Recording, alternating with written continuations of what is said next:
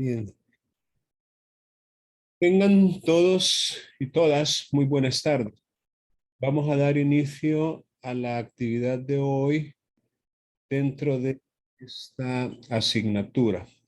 No sin antes recordar que, como lo he dicho en múltiples oportunidades, la idea de estas sesiones, la idea de esta reunión es que entre todos podamos consolidar el conocimiento adquirido antes de esta sesión gracias a la lectura y estudio de los materiales que se han publicado.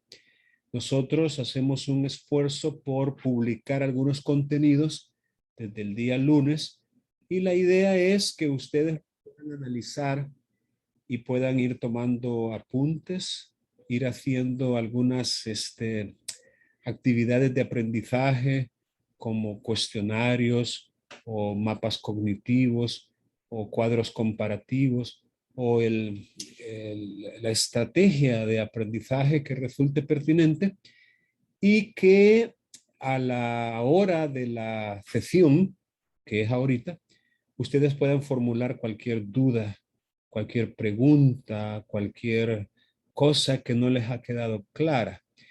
Así que vamos a iniciar la sesión de hoy abriendo esa posibilidad de que cualquiera de ustedes que tenga alguna pregunta, alguna duda, algo que no logra comprender muy bien relacionado con la temática de la semana, la pueda formular.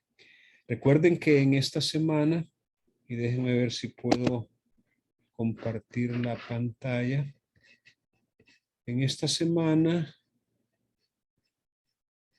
nos corresponde el estudio de la audiencia preparatoria. Así que si han leído los materiales y si tienen preguntas en relación con ellos, este es el momento en que pueden ustedes formularlas. Aquí aparecen incluso los contenidos de la semana que tienen que ver con la audiencia preparatoria. Y ustedes, a ver, Gerson, apertura. Licenciado, yo tenía una consulta, pero no es en relación al contenido de la semana. No sé si me escucha. Sí, se le oye.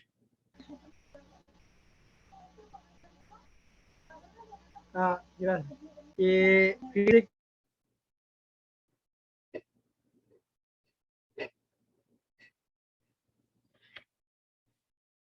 Se dejó de oír.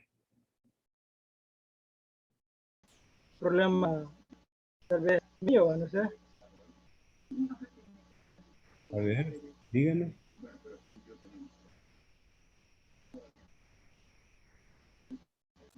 Es sobre las notas que en el plano no me aparecen. No sé si será problema. No, no. De hecho, todavía no están listas, pero van a estar listas bien pronto. Esa es la razón. No, no se preocupe por eso.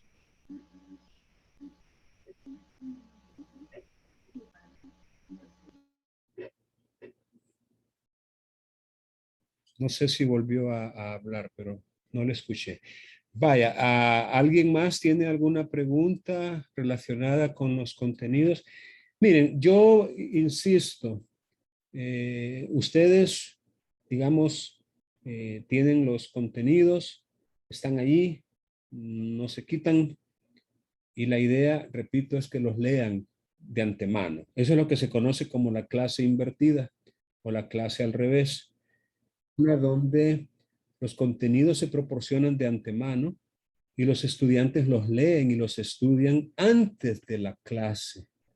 El día de la clase únicamente se consolida el conocimiento adquirido, se consolida el aprendizaje ya con la ayuda del profesor, que es como un tutor o un guía, cuya función única es precisamente esa, atender cualquier consulta, cualquier duda.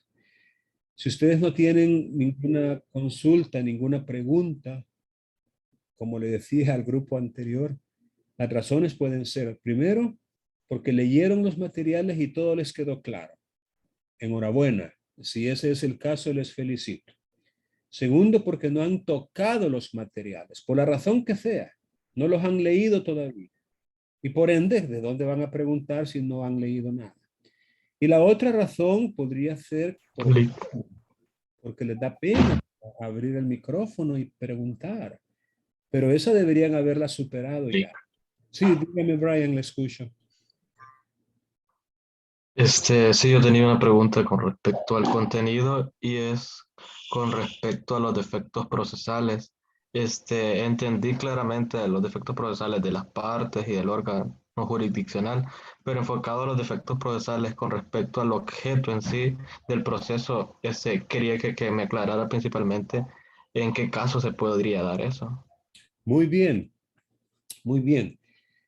De hecho, para que un proceso declarativo común pueda terminar de manera normal, para que la sentencia definitiva que se pronuncie toque el fondo del asunto o la pretensión principal contenida en la demanda, es necesario que no hayan defectos procesales, algunos de los cuales pueden ser detectados de oficio por el tribunal y otros pueden ser detectados e invocados por las partes. O sea, las mismas partes podrían hacer notar la existencia de algunos defectos a fin de que el tribunal decida lo que sea pertinente, dependiendo la clase de defecto de que se trate. Vale aclarar que tal como usted lo ha apuntado, algunos de estos defectos tienen que ver con las partes, otros tienen que ver con incluso con la clase de proceso que se ha iniciado, otros tienen que ver con el objeto de la pretensión. De repente podemos encontrarnos ante un objeto que sea imposible de ser conocido judicialmente o que sea absurdo, como lo dice el código. Por ejemplo, se me ocurre, para contestar a su pregunta, el hecho de que ya antes se haya conocido y juzgado el mismo caso que hoy se está presentando una vez más. Recordemos que por mandato constitucional está prohibido que se juzgue dos veces más, dos o más veces a una misma persona por una misma causa. Entonces, la cosa juzgada podría ser un defecto un defecto que una de las partes puede invocar a través de una excepción perentoria, por cierto, porque le pone fin al intento de acción que se tuvo, y de esta manera evitar que el proceso pueda continuar más allá del momento en que se invocó el defecto. O podemos tener también, por vía de ejemplo, la litispendencia, que es cuando en un juzgado diferente o en el mismo juzgado, pero en un expediente diferente, ya se ha iniciado la misma acción que otra vez se pretende iniciar por segunda o tercera ocasión. Es decir, la litispendencia es un defecto que tiene que ver con el proceso que se pretende iniciar en el sentido de que ya hay otro proceso que está pendiente, litis pendencia, pleito pendiente, todavía no se ha resuelto.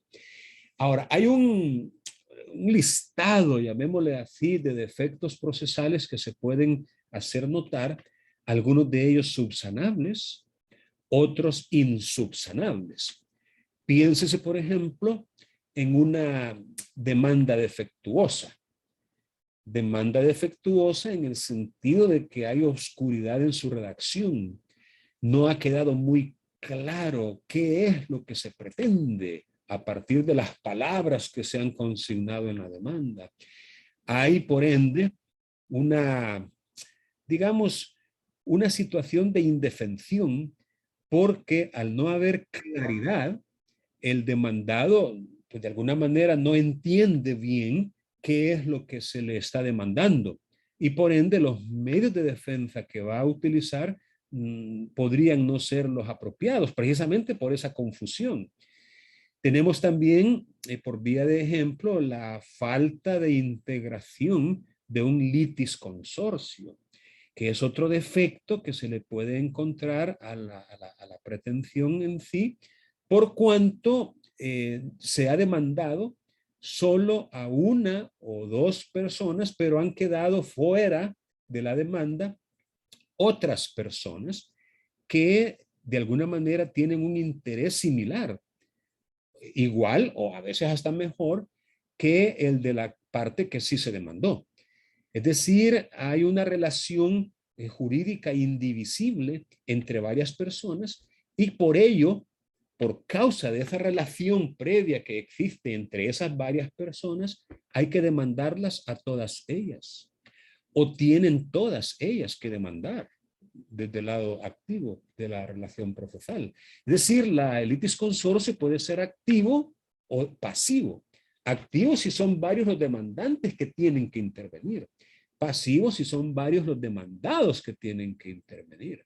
Entonces, la audiencia preparatoria, entre sus finalidades, está la de poder resolver cualquier defecto procesal que se haya detectado, sea subsanable, mandando que se corrija o declarando la improponibilidad de la demanda si fuera insubsanable el defecto detectado. Entonces, contestando su pregunta, hay una serie de defectos procesales que se pueden clasificar atendiendo, como usted lo mencionó, a qué se refiere el defecto. Así sería más o menos la explicación. ¿Alguien más tiene alguna pregunta relacionada con la audiencia preparatoria?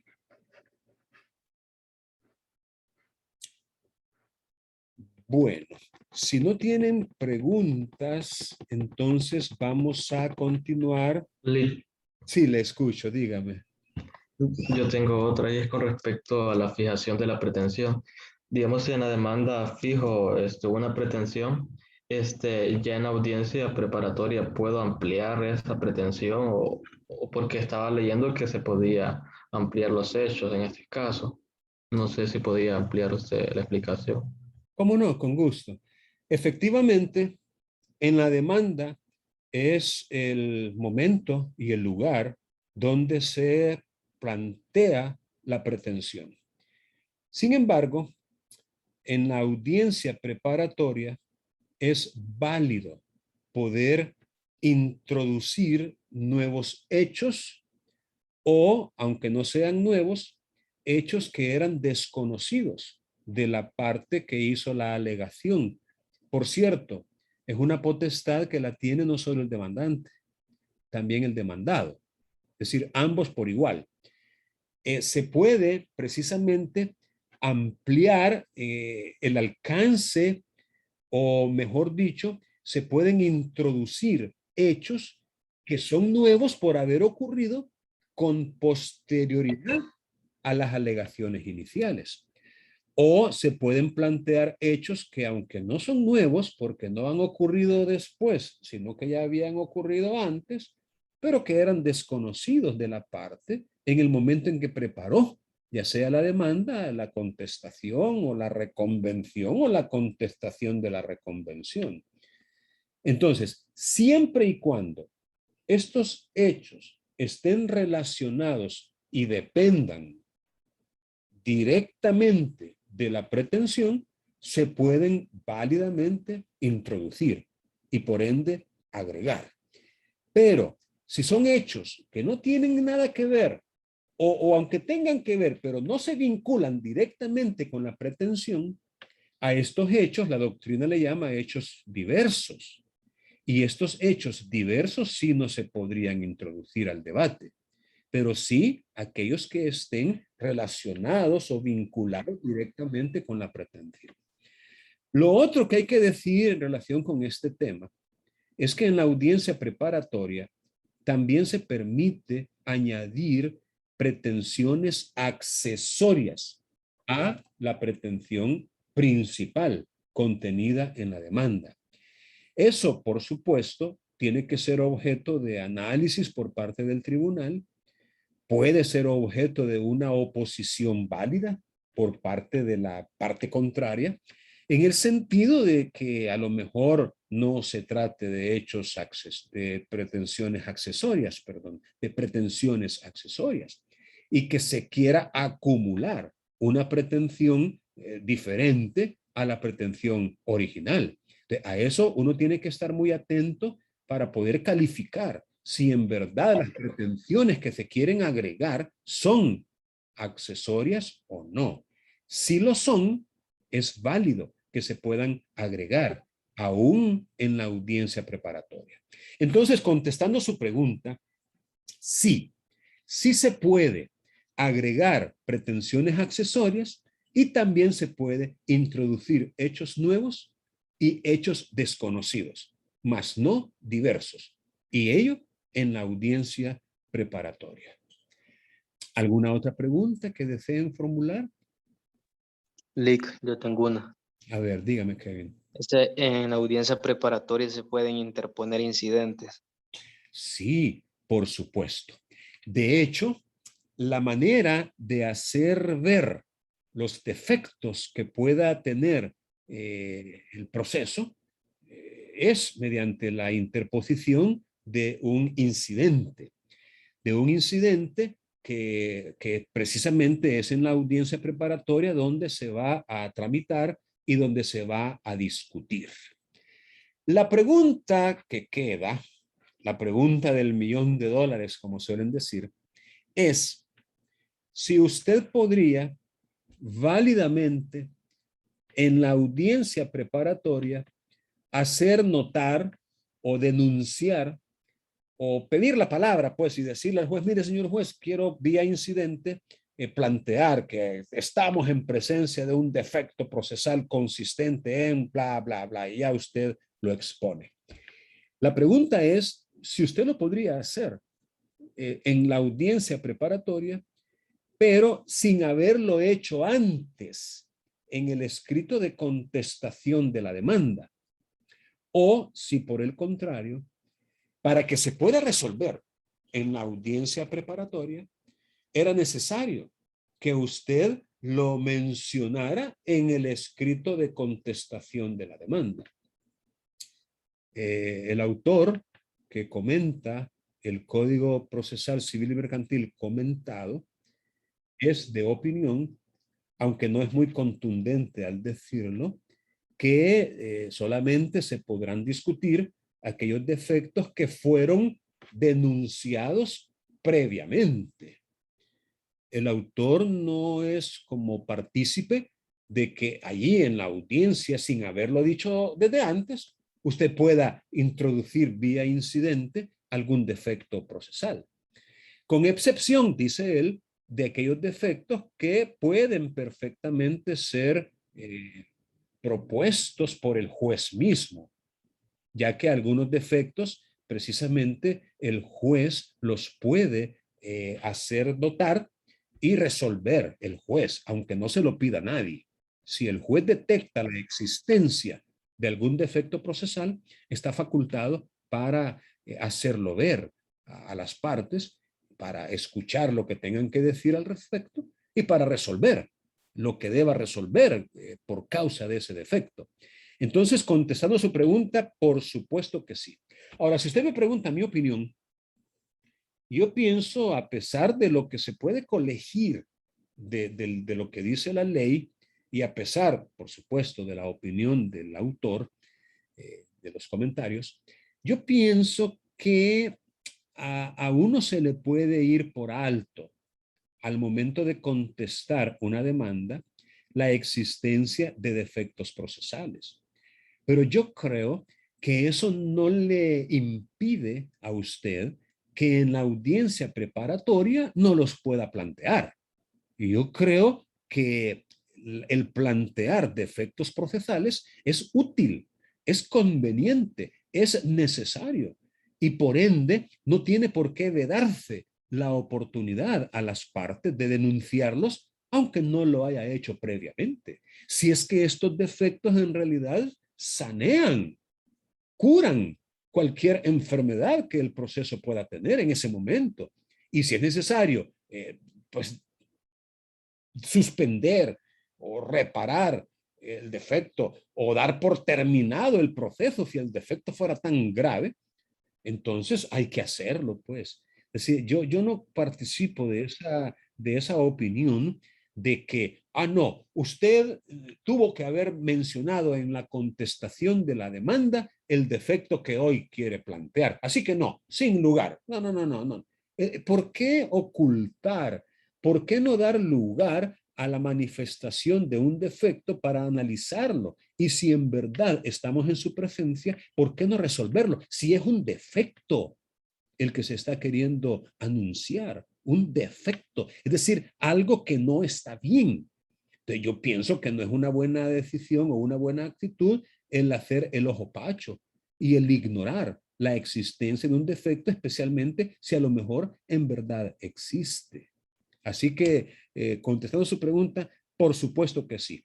Usted tiene que estar muy atento al desarrollo de la audiencia preparatoria y si tiene algo que decir, no tenga pena en levantar la mano, llamar la atención del tribunal y comenzar a hablar. Señor juez, yo quisiera, vía incidente, plantear lo que considero un defecto procesal insubsanable. Y se trata de... Sí, tiene que hacerlo. No puede quedarse callado. Y tampoco se vaya a confiar y decir, es que nunca me dio la palabra, es que no nos preguntó si teníamos incidentes el juez. No, hombre, es que el juez iba bien a la carrera y no me dio chance. No. Olvídese. Ahí tiene que tomar usted una participación activa, protagónica, y no dejar que se le pase la oportunidad. Bien, ¿alguna otra pregunta? Sí, dígame. Yo quería hacerle una pregunta. Sí, dígame. Respecto a la audiencia preparatoria, yo quería ver si usted nos podía explicar en sí la estructura de esta audiencia preparatoria. ¿Cuáles son las fases que esta debe de...? Vaya, mire, nos vamos a... Con gusto. De hecho, nos vamos a auxiliar del Código Procesal Civil y Mercantil a partir del artículo 290 aparece regulado.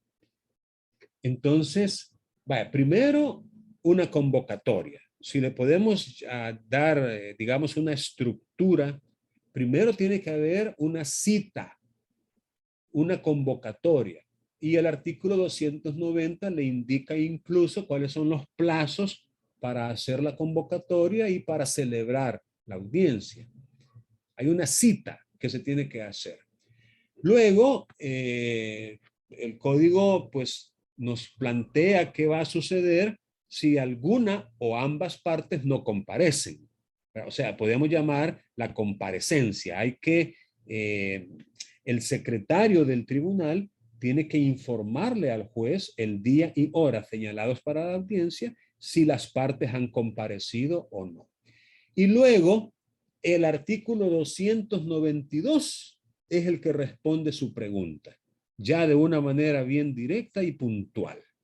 Dice, la audiencia servirá por este orden, como quien dice, le da una estructura interna, o como bien lo dijo usted, unas fases o etapas, para intentar la conciliación de las partes. Como quien dice, lo primero que el juez tiene que hacer, una vez cerciorado de que todos han llegado, de que las partes han comparecido, intentar la conciliación.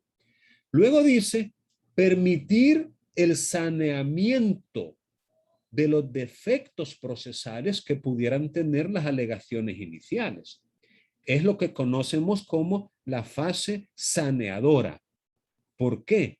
Porque en esa parte, después del intento de conciliación, y que conste, si se logra la conciliación de forma plena o total, ahí nomás muere, ya no hay necesidad de seguir más adelante, porque el acuerdo conciliatorio pues prácticamente es como el equivalente de una sentencia. Y una sentencia muy buena, porque es una sentencia en donde ambas partes están de acuerdo en su contenido. A diferencia de la sentencia que se pronuncia cuando no hay conciliación, que normalmente beneficia a uno y perjudica al otro. Pero en principio, la conciliación pues debería, a pesar de las concesiones que se hacen, beneficiar a ambas partes. Entonces, si no se llega a una conciliación, o a una transacción que también es viable. Una transacción es un contrato que a través de algunas obligaciones distintas que se toman allí, se dan por extinguidas otras. Si no se logra, repito, entonces hay que sanear los defectos procesales que puedan tener las alegaciones iniciales. Entre ellas, la pretensión misma, lo relativo al órgano que va a decidir en cuanto a jurisdicción y competencia, lo relativo al proceso o clase de proceso que se pretende dar. Es decir, hay varios defectos que se pueden mencionar. Y repito, usted tendría que mencionarlos. No espere que otros lo hagan por usted. A veces el juez puede detectar algún defecto y él está facultado de oficio para poder reparar ese defecto o para resolver lo que corresponda. Pero si usted ha detectado algún defecto, usted es quien tiene que denunciarlo. Entonces tenemos pues conciliación, fase saneadora. Luego dice, para fijar en forma precisa la pretensión y el tema de la prueba. Esa es como una tercera etapa ya con la audiencia ya iniciada. Primero conciliación, luego fase saneadora. Si no hay defectos o si estos eran subsanables y ya se sanearon, pasamos a la tercera etapa. Fijar en forma precisa la pretensión y el tema de la prueba. Eso es importante porque a partir de aclaraciones que el juez le pide a las partes, a partir de precisiones que también se le pide a las partes hacer, se fija de manera clara qué es lo que se pretende, tanto por el demandante como por el demandado. Allí el juez le da la palabra a las partes y les pregunta directamente, vaya, ¿y usted qué es lo que quiere? Pues dígame en forma puntual, clara y precisa, ¿qué es lo que usted pretende? Y allí la parte pues tiene que exponer qué es lo que él desea. Y luego le pregunta al demandado, ¿y usted por su parte qué es lo que quiere que yo resuelva? ¿Qué es lo que usted pretende? ¿Qué es lo que usted desea lograr? E igual el demandado tendría que hacerlo. Déjenme decirles que yo he visto algunas audiencias preparatorias en donde me da la impresión de que los jueces han caído en una especie de, no sé, como han perdido la esperanza en los litigantes, de que los litigantes tengan la preparación o las competencias como para fijar la pretensión por sí mismos. Y he estado yo en audiencias en donde sorpresivamente he visto que es el juez el que toma un rol bastante protagónico y a partir de lo que se dijo en la demanda y de lo que se dijo en la contestación, o si hubo una reconvención y su correspondiente contestación a partir de lo que se dijo en ellas, es él el que fija la pretensión.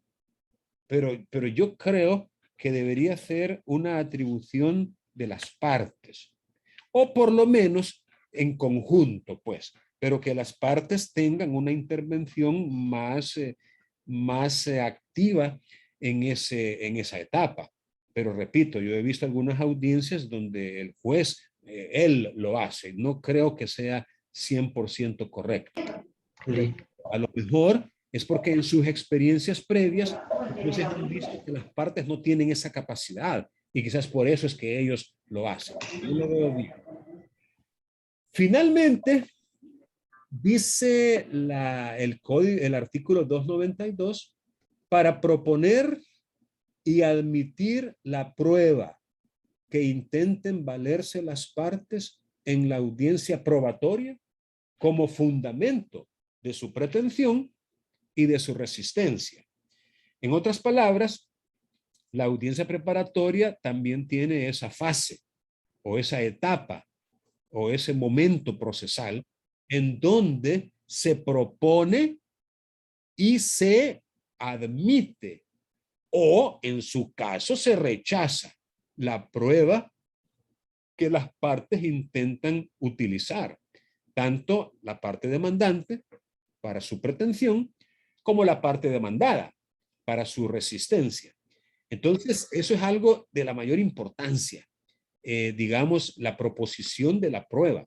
Ahora, hay una excepción en cuanto a esta prueba y tiene que ver con la prueba documental y con los dictámenes periciales, ya que esos, por disposición de ley, no se podrían llevar hasta el día de la audiencia preparatoria, sino que esos tienen que proponerse y ofrecerse y aportarse con los escritos de demanda y de contestación.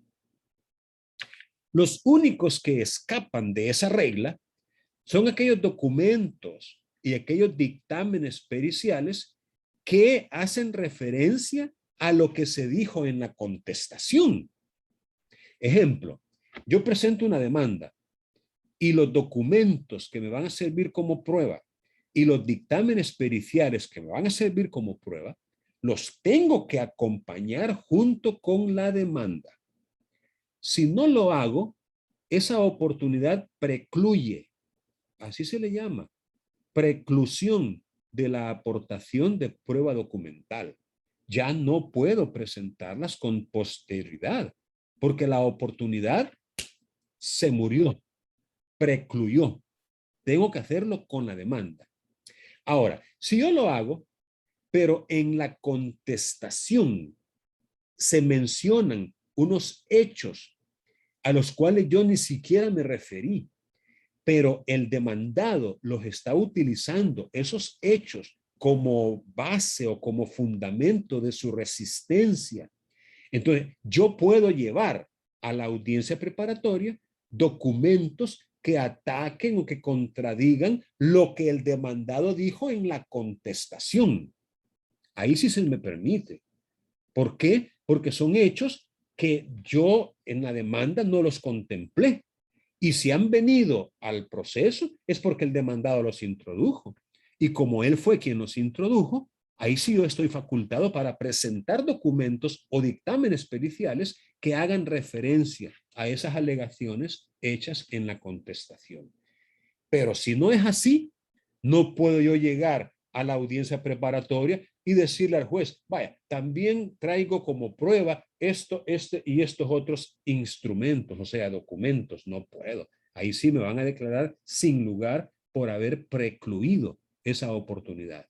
Así que cuando hablamos de que en la audiencia preparatoria se va a proponer y admitir la prueba, hacemos referencia a cualquier otro medio probatorio, con excepción de la prueba documental consistente en instrumentos y en dictámenes periciales.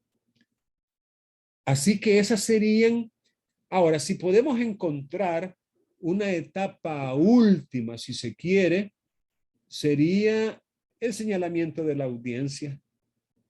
Porque de ahí para allá, todo lo que hace este articulado en el Código Procesal Civil y Mercantil es desarrollar cada una de esas etapas.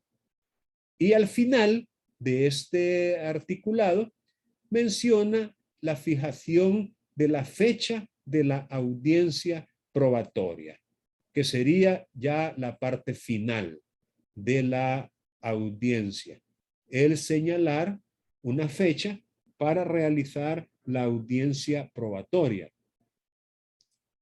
Dice que deberá estar comprendida dentro de los 60 días siguientes a la audiencia preparatoria y tendrá que indicarse si será necesaria más de una audiencia o de una sesión.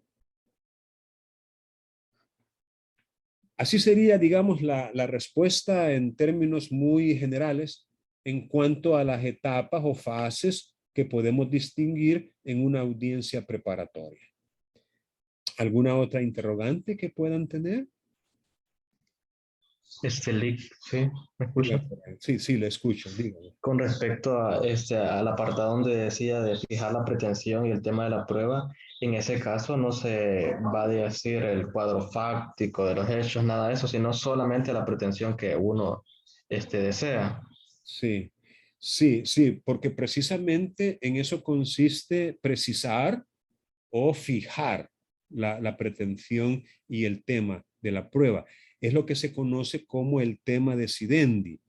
La cosa también con respecto al tema de la prueba es que solamente se va a proponer y producir prueba de hechos controvertidos.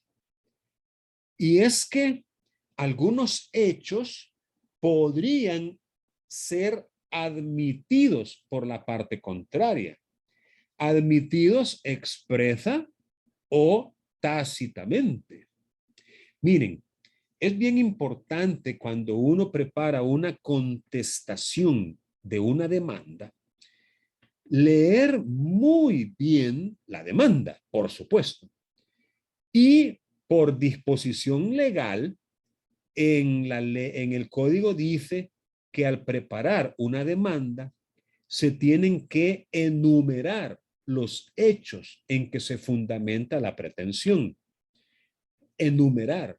Para mí, eso es muy claro. Ponerle número a los hechos. Hecho número 1, hecho número 2, hecho número 3, hecho número 100. Enumerar es ponerle número. Entonces, una demanda bien preparada tiene que llevar ese componente de que los hechos van debidamente numerados. Entonces, cuando usted la lee, en la contestación, usted tiene que referirse puntualmente a cada uno de esos hechos y decir algo al respecto. Es decir, pronunciarse en la contestación sobre esos hechos de manera expresa. Porque si usted no se pronuncia sobre los hechos, dejándolos de lado, dejándolos sin mencionar para contradecirlos por vía de ejemplo, el tribunal podría asumir que usted los está admitiendo.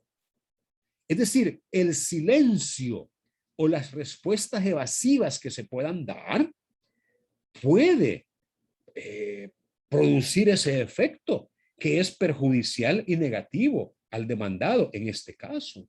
¿Por qué? Porque el juez, a partir del silencio, o sea, por no haberse referido a esos hechos, el tribunal puede asumir que usted los está admitiendo y por ende no tenerlos como hechos controvertidos.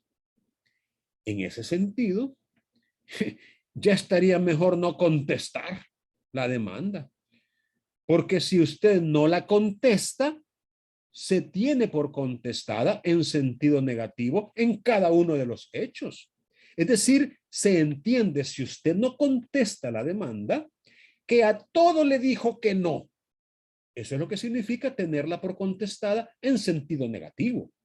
Que a todos y cada uno de los hechos usted le dijo, no, no es cierto, no es cierto, es mentira, eso es falso. Eso es lo que se entiende cuando se tiene por contestada en sentido negativo. Pero si habiendo 6 hechos, usted viene y ataca solo 3 y dice, el hecho número 1 no es cierto. El hecho número 2, peor. El hecho número 3, tampoco. Eso no es cierto, señor juez. Lo niego por esto, esto y esto. Y no dice nada de los hechos 4, 5 y 6. El tribunal no va a asumir que usted también nos está contradiciendo o negando. No, todo lo contrario. El tribunal va a asumir que los está admitiendo. Así que mucho cuidado. Cuando usted conteste una demanda, asegúrese de leerla bien. No la conteste a la carrera. Ese es otro error que cometemos muchas veces. Tenemos tiempo suficiente para contestar una demanda y a veces por eso nos atenemos. Ah, no, no, si son 20 días y son hábiles. No, no, hombre, ¿cuándo le notificaron? Ayer. Ah, no, hay tiempo. No, hombre, miren, de repente el tiempo se va pero volando. Y uno no se puede dar el lujo de agarrar una demanda y pretenderla contestar de manera eficaz un día antes. No, hombre, olvídese, no tiene usted las competencias para eso. Tiene que tomarse todo el tiempo que se le da y comenzar lo más pronto posible a preparar esa contestación y no dejar sin referirse a hechos por las consecuencias que ya les dije. Ahora bien, en el tema de la prueba, en la audiencia preparatoria, allí es completamente válido y muy deseable el estipular hechos. Estipular hechos es estar de acuerdo en ellos. Es que mire, si usted está de acuerdo en que fulano es el dueño porque hay una escritora pública que así lo dice, ¿para qué va a contradecir usted eso? Pues si está probado documentalmente. Si está probado que fulano es aquí o es allá o tal hecho que en verdad se dio, ¿para qué lo va a controvertir si es un hecho que en verdad se dio? Y a lo mejor su ocurrencia beneficia a ambas partes por igual. Es decir, a lo que voy yo es que vamos a distinguir entre hechos controvertidos, es decir, aquellos en los que no están de acuerdo las partes, y hechos no controvertidos, que son aquellos que han sido estipulados, que son aquellos en que las partes están de acuerdo. Es decir, hay admisión de ellos. Entonces, únicamente se va a ofrecer y a admitir prueba sobre hechos controvertidos. Y esa es una gran ventaja que ofrece la estructura de este proceso. Porque ¿para qué se va a desgastar usted trayendo testigos, por ejemplo, sobre hechos que son admitidos, que no es necesario que se ofrezca pruebas sobre ellos? Entonces, eso hace que haya un ahorro y una economía que es muy útil, muy ventajosa para las partes. Bien, ¿alguna otra pregunta? Lick, Dígame, Kevin. ¿a qué se hace referencia cuando se menciona el término de allanamiento a las pretensiones al momento de contestar una demanda? Muy bien. El allanamiento significa reconocimiento expreso de la veracidad de esos hechos. El allanamiento es simple y sencillamente una aceptación expresa. Le pongo un ejemplo que tal vez no sea del proceso civil y mercantil, porque no es normal el allanamiento en este tipo de procesos, no es normal. Pero se lo voy a poner de un proceso de familia. Le pongo el ejemplo de un proceso de divorcio por separación de los cónyuges por 1 o más años, en donde, siguiendo con el ejemplo, no hubieron hijos en común y por ende no hay necesidad de pronunciarse sobre cuidado personal, régimen o como le llaman modernamente, es decir, eso de comunicación y estadía entre los padres y los hijos, o cuotas alimenticias, es decir, nada de eso. Se casaron, no prosperó el proyecto, se separaron, ya tienen 1 año y medio de estar separados. Entonces viene uno de ellos y dice, bueno, pues ni modo, no funcionó, voy a demandar. Y presenta una demanda de divorcio sobre la base de que tienen más de 1 año de estar separados. Como eso resulta cierto, y también resulta cierto que no tuvieron hijos y que por ende no hay nada que discutir al respecto, viene la parte demandada y se allana. Es decir, presenta un escrito en donde en la contestación de la demanda dice expresamente, señor juez, es cierto, me allano a los hechos y a los fundamentos de la demanda. Es decir, estoy totalmente de acuerdo, pronuncie sentencia tal como se le ha pedido. Eso es el allanamiento. Es estar de acuerdo y manifestarlo de forma expresa y puntual.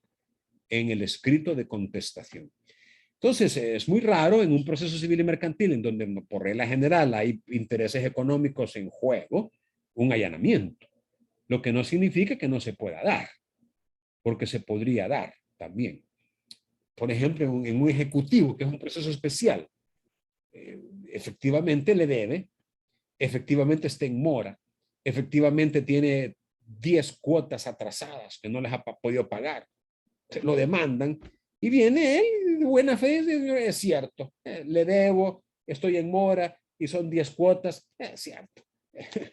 Ni modo, señor juez, condénenme. Es decir, el allanamiento es aceptar, reconocer, confesar que el demandante tiene razón y hacerlo, repito, de manera expresa en la contestación. Bien, ¿alguna otra pregunta? Sí, yo tenía una duda, licenciado. Dígame, Gerson. Ahora sí se me escucha. Sí, le escucho bien. Bueno, cuando estaba explicando que el demandado no contesta la demanda y que por ende se considera que la contestó en sentido negativo, ¿cómo, qué resuelve el juez o cómo queda el proceso si no la contesta? Oh, allí viene lo que nosotros podemos llamar como un estado de incomparecencia. Es normalmente conocido como rebeldía, en donde si no contestó y no compareció, habiéndose de alguna manera identificado plenamente, habiéndose notificado en legal forma de la existencia de la demanda en su contra, pero simple y sencillamente no la contestó, entonces el proceso no se puede detener por ello, ¿verdad? Porque si así fuera, pues caeríamos en una situación en donde la sentencia dependería del demandado. Déjenme ver si puedo encontrar expresamente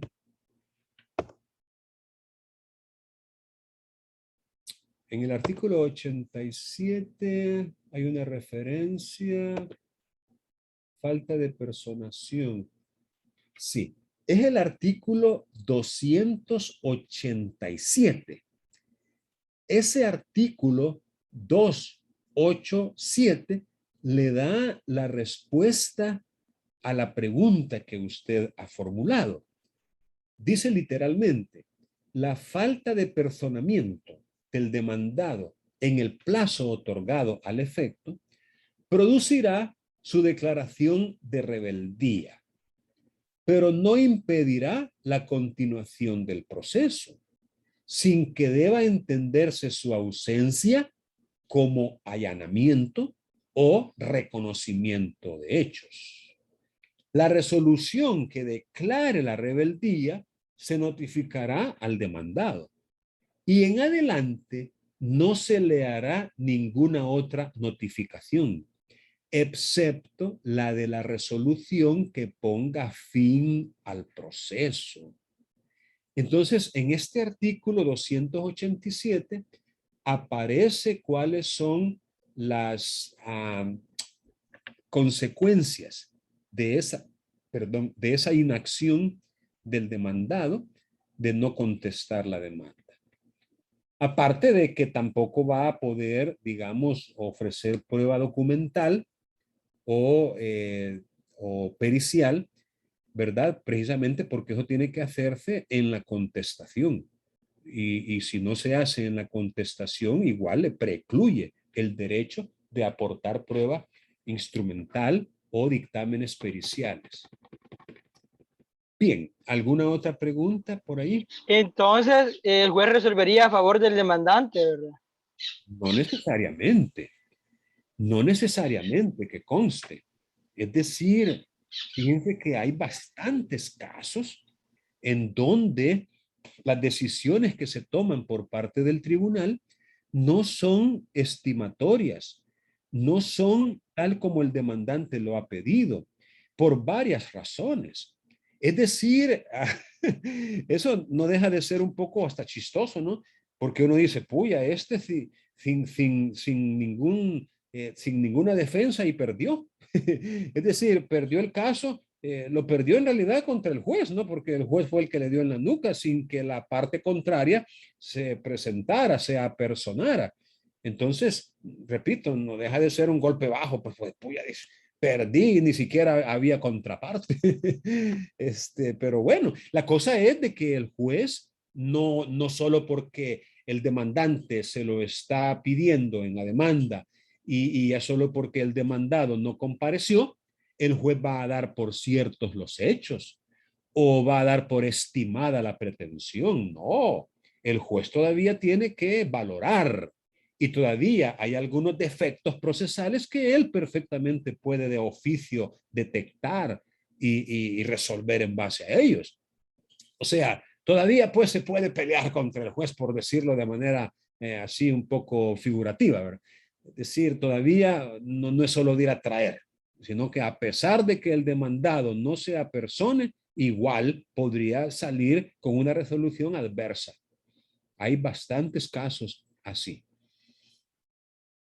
Bien, ¿alguien más que desee preguntar, por favor?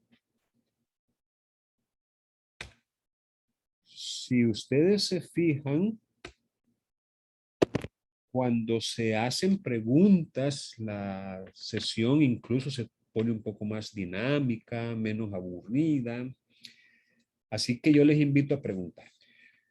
Pero si ya no tienen preguntas, vamos a tener una actividad ahorita mismo. La actividad es bien sencilla. Ya que, digamos, ustedes no tienen preguntas para mí, entonces yo sí tengo preguntas para ustedes. Y estas preguntas aparecen en un cuestionario no evaluado sumativamente, que conste. No lo vamos a evaluar con una calificación o una nota. No. La evaluación será más bien formativa. Necesito aprender de ustedes qué tanto comprenden las explicaciones o los comentarios que hacen los autores. Así que hoy nos vamos a basar principalmente en el Código Procesal Civil y Mercantil comentado, edición 2016, que es la misma que está allí en los contenidos, en los materiales complementarios, aquí en recursos complementarios. Vamos a ver si se los puedo proyectar. Entonces, lo que ustedes van a hacer es venirse aquí donde dice evaluaciones. Y aquí en evaluaciones van a encontrar este cuestionario sobre la audiencia preparatoria. Aquí van a leer lo siguiente. Como sabes, una de las actividades de este bloque de aprendizaje es simular una audiencia preparatoria dentro de un proceso declarativo común. Pero para ello, lo primero que debes hacer, aquí hay un pequeño error, lo primero que debes hacer es familiarizarte con dicha audiencia. Y nada mejor que analizar las disposiciones legales que la regulan. Este cuestionario, que no será evaluado sumativamente, tiene como finalidad que te familiarices con la regulación normativa de la audiencia preparatoria. Entonces, este cuestionario son preguntas aquí. Le voy a dar vista del estudiante. Así les va a salir a ustedes. Realizar el examen son preguntas abiertas que ustedes van a encontrar en el Código Procesal Civil y Mercantil comentado las respuestas. Salvo unas 2 o 3 que van a tener que buscarlas en otro lado. Pero la mayoría están allí.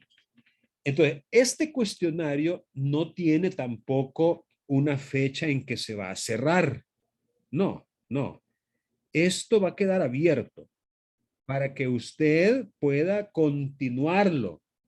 O sea, usted puede ahorita, por ejemplo, en el tiempo que falta, que son como 50 minutos, en estos 50 minutos que faltan, Usted puede, por ejemplo, hacer unas 12, 15 preguntas, pero no las va a terminar. Después puede volver a entrar y comenzar con la que se quedó. Si se quedó en la 15, después comienza con la 16 y así hasta que lo termine. Puede hacerlo las veces que quiera. O sea, el cuestionario va a quedar abierto. Y está aquí en evaluaciones. Y se llama cuestionario sobre la audiencia preparatoria. ¿Alguna pregunta en cuanto a esta actividad? Repito, la van a comenzar ahorita mismo. Vamos a cerrar la sesión de Zoom. Vamos a terminar la videoconferencia. Pero ustedes se van a quedar trabajando hasta que lo estimen conveniente, pero sin ser antes de las 4:10. Porque recuerden que a las 4:10, sí son como 40 minutos quizás los que van a trabajar. A las 4:10 termina esta sesión. Entonces tienen que continuar hasta esa hora. ¿Alguna pregunta ahorita? Antes de cerrar la sesión. Sí, dígame. Respecto a este cuestionario, quiere decir, vaya, nosotros iniciamos ahorita. Sí. Un ejemplo, y empezamos a desarrollarlo. Correcto. Y hacemos unas 15, como usted lo menciona. Correcto. Nosotros, si nos salimos, un ejemplo, nos salimos, vaya, respondemos las 15. Estas no se nos borran, aunque nos salgamos de ahí y volvamos a ingresar para seguir con otras 20, un ejemplo. Ajá. Déjeme ver Oh. aquí en editar. Yo ahorita puedo, vamos a ver, permitir múltiples intentos. Vaya, permitir, yo creo que con esto que acabo de ponerle aquí, que dice permitir múltiples intentos, y no le estoy diciendo cuántos, porque aquí yo le podría decir, por ejemplo, 3, pero no le voy a decir cuántos. Entonces, con esto de permitir múltiples intentos, yo creo que ya queda para que si usted hace 12, 15, después pueda continuar donde se quedó, ¿verdad? Y no hay fecha de entrega, no, aquí no va a tener ningún problema. Porque aquí es donde uno configura el cuestionario según lo que uno desee en ese momento. Licenciado, pero ¿será que van a quedar guardadas las que hagamos? Porque múltiples Sí, intentos puede ser que volvamos a empezar otra vez. Porque usted tiene que entregar para que quede guardado. Usted tiene que entregar. Vamos a hacer una prueba. Mire, continuar el examen, dice aquí, mire. Continuar, mire, no dice iniciar. Pero vamos a ver. Enumera 1, tal cosa, 2, tal cosa, 3, tal cosa, 4, tal cosa.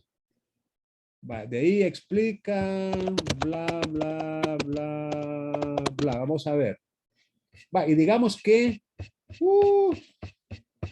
aquí llegué hasta el final, entregar examen. Vamos a probar, entregar examen.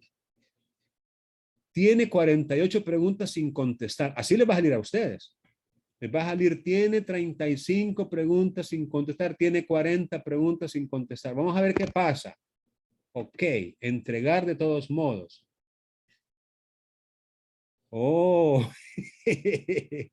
volver a realizar el examen. Por Bueno, eso le decía yo, porque se aparece, entonces no se guardan las que uno ya contestó. Vamos a ver, vamos a iniciar. A, B, C. A, B, vamos a, ¿qué otra opción tiene? La otra opción que tiene es salir sin entregar, ¿no? Aquí en entregar estuvo el problema, ¿verdad? Entonces, vamos a ver si nos deja la opción de salir. Bueno, tengo evaluaciones. Está a punto de navegar, desea continuar, le vamos a decir que sí. Vamos a ver qué pasa.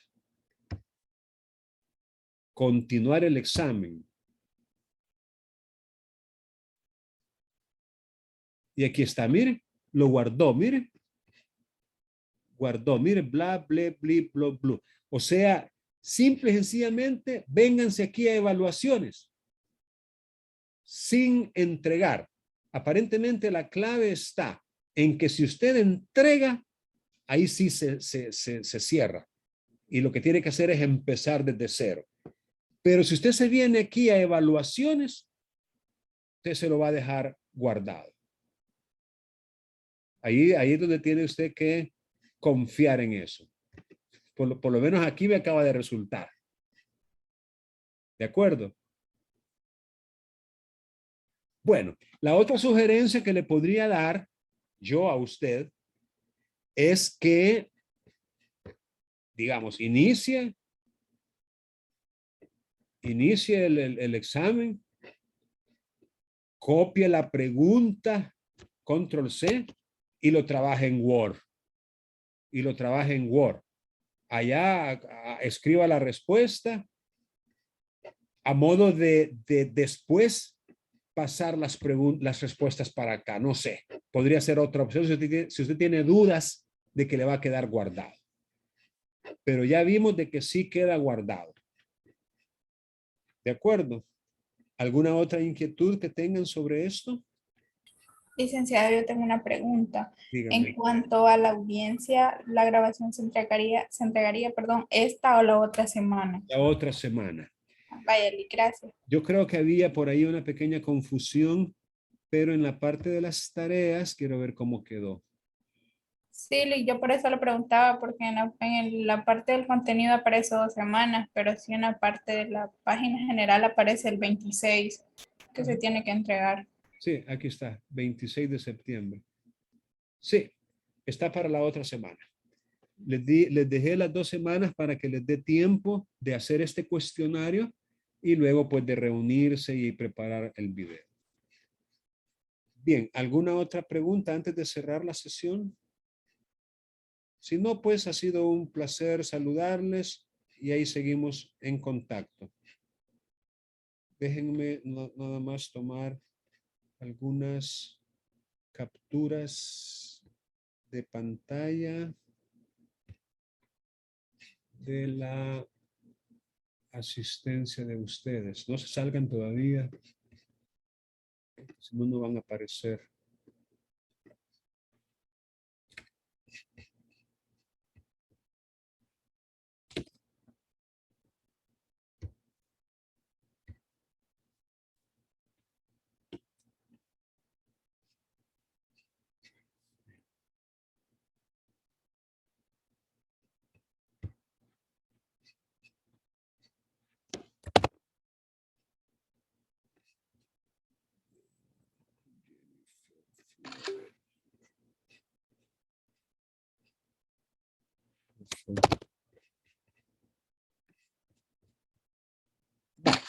Bueno, entonces ahí nos vemos, cuídense mucho y trabajen ahorita con el cuestionario.